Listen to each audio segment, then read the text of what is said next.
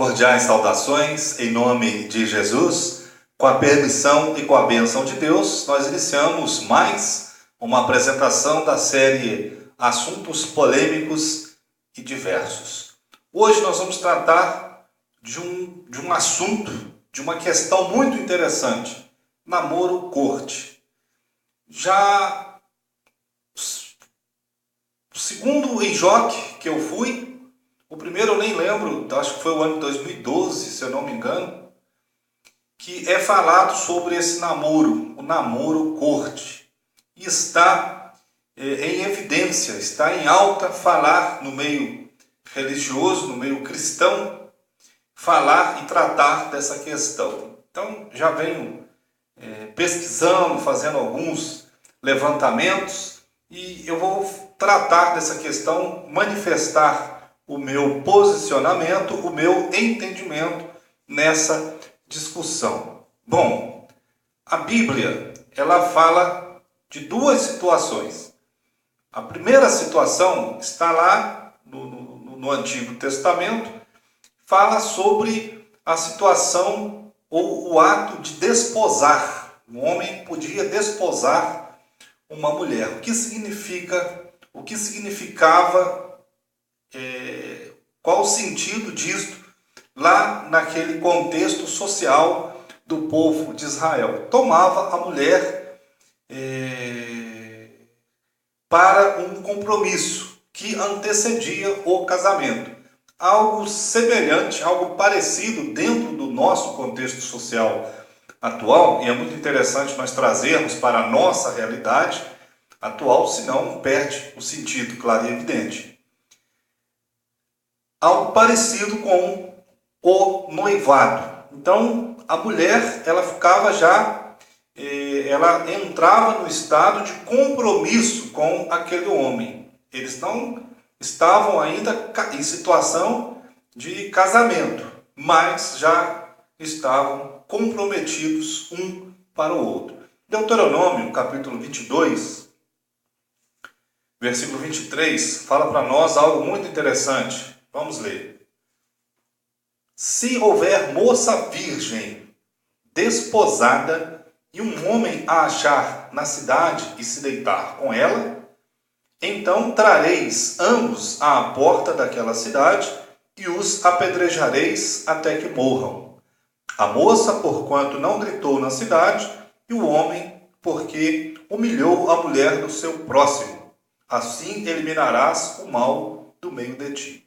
Então, a penalidade para a violação de uma mulher que estava desposada era a mesma penalidade no caso do adultério. Então, a situação de estar desposado era muito séria dentro daquele contexto social. Nós podemos ver isso nas páginas do Novo Testamento, lá em Mateus, capítulo 1, versículo 18. No caso de Maria e José. Olha só o que diz o texto. Ora, o nascimento de Jesus Cristo foi assim. Estando Maria, sua mãe, desposada com José, sem que tivessem antes coabitado, achou-se grávida pelo Espírito Santo. Então, era uma situação que antecedia ao casamento. E nós não conseguimos ver lá no Antigo Testamento, claro, é evidente que aqui nesse contexto, Maria e José ainda estavam debaixo da lei de Moisés. Mas nós não conseguimos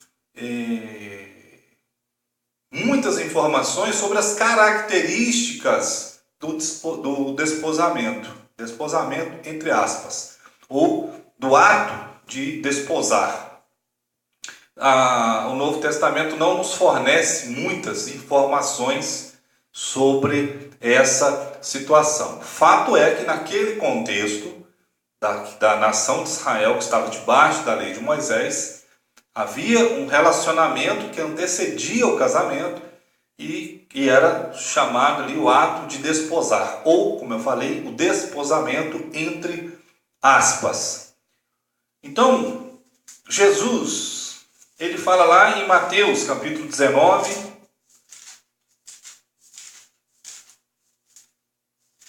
Mateus capítulo 19, versículo 5. Pegar a partir do versículo 4. Então respondeu ele: Não tendes lido que o Criador, desde o princípio, os fez homem e mulher? E que disse: Por esta causa deixará o homem pai e mãe e se unirá à sua mulher, tornando-se os dois uma só carne?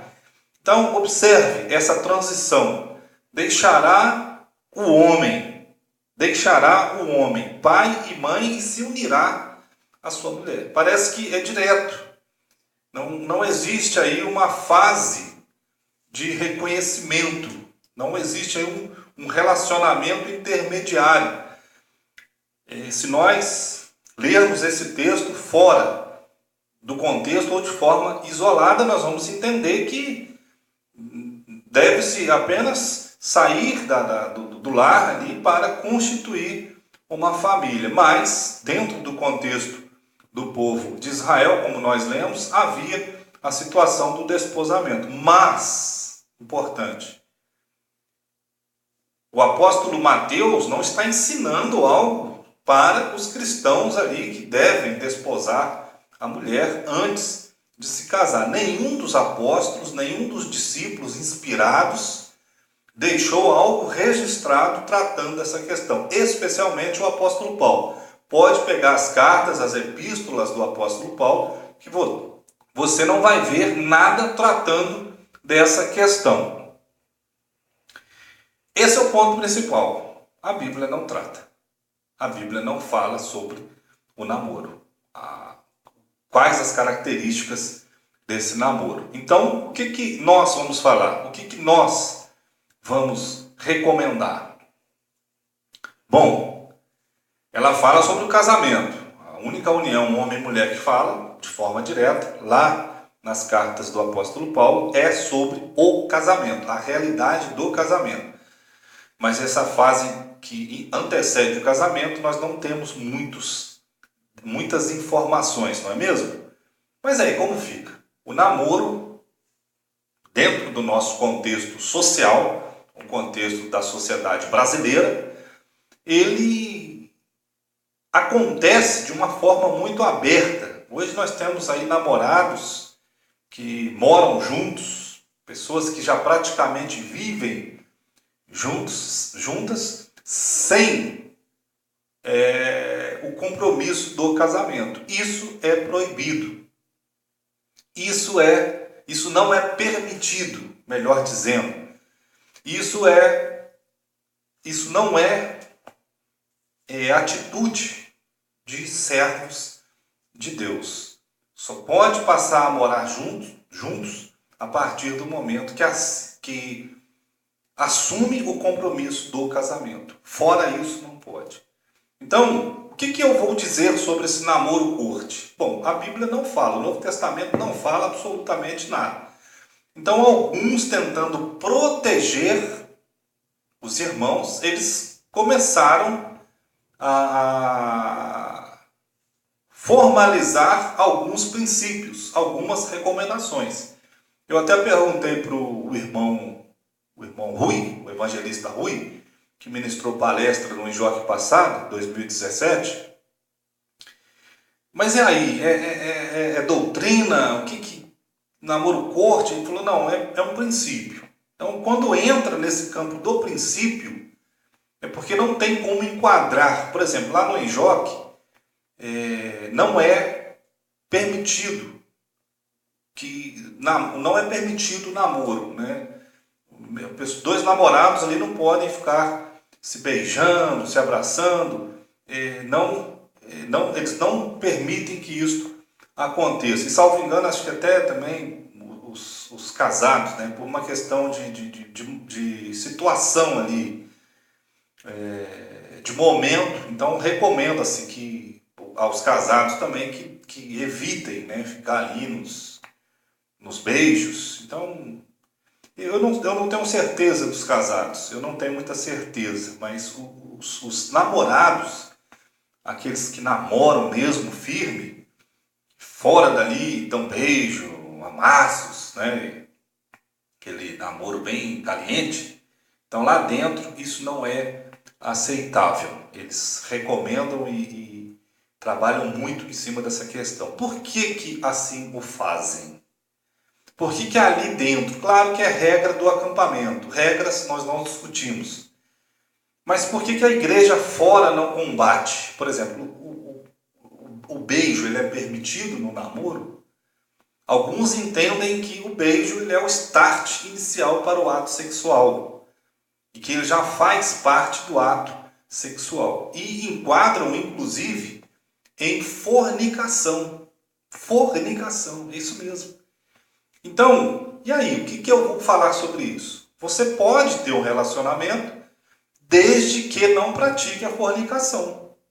Se esse relacionamento que você está tendo antes do casamento está te levando a fornicar, e aí a pergunta que muitos querem fazer para mim é: pode se beijar?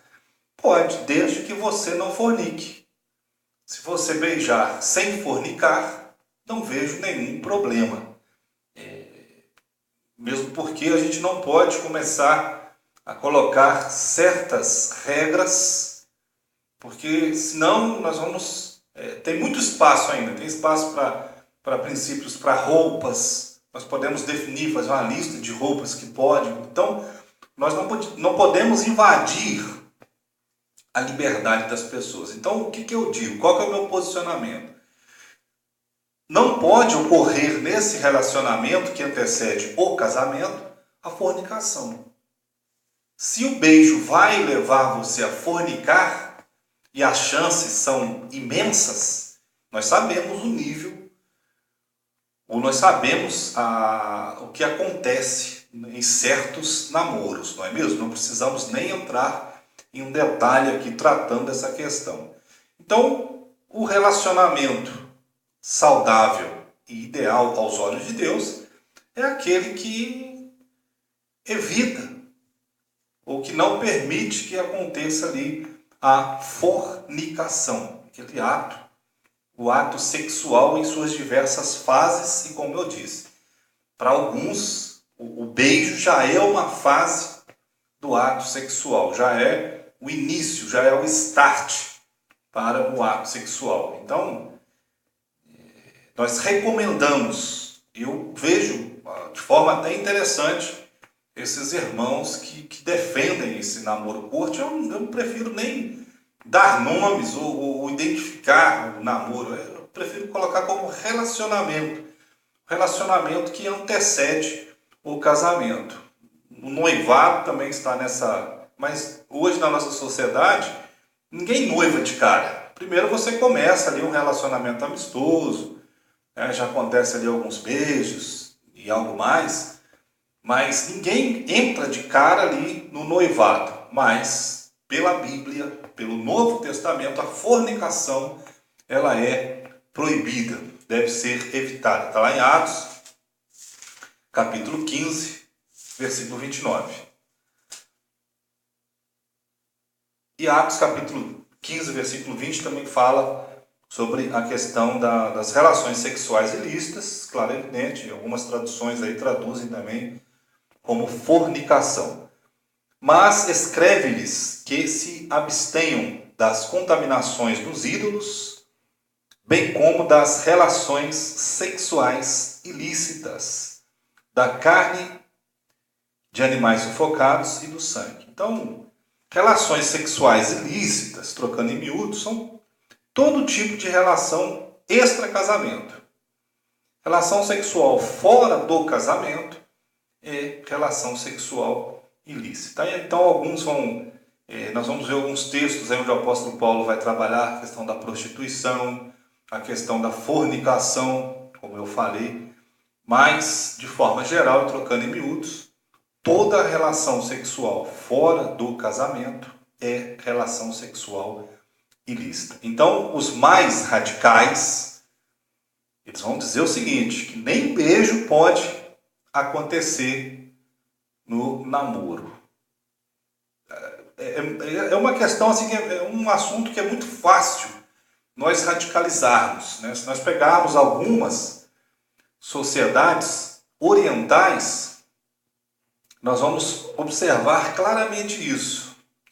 Evita-se ao máximo o contato físico entre o homem e a mulher. O beijo é considerado algo muito íntimo, mas nós não temos autoridade doutrinária, por exemplo, para disciplinar alguém alegando que está cometendo fornicação. Eu nunca ouvi falar de uma congregação que disciplinou um casal de namorados por causa de beijar e estar cometendo e considerá-los ali e enquadrá-los como fornicadores. Eu nunca ouvi. Então nós temos que debater essa questão também sem hipocrisia. Nós não podemos ter uma hipocrisia. Por que Deus, na sua eterna onisciência, não legislou no Novo Testamento sobre essa questão? Porque nós vamos ter muitos contextos sociais. Como eu já falei, o contexto oriental, por exemplo, ele é muito rigoroso nesse aspecto. Já o contexto das sociedades ocidentais é um contexto mais liberal. Então, desde que não aconteça a fornicação, esse relacionamento aí, com toda certeza, será um relacionamento aprovado diante dos olhos de Deus. Bom, qualquer dúvida, eu me encontro à disposição para esclarecimentos. Que Deus abençoe a todos e conto com as orações dos irmãos. Muito obrigado pela atenção.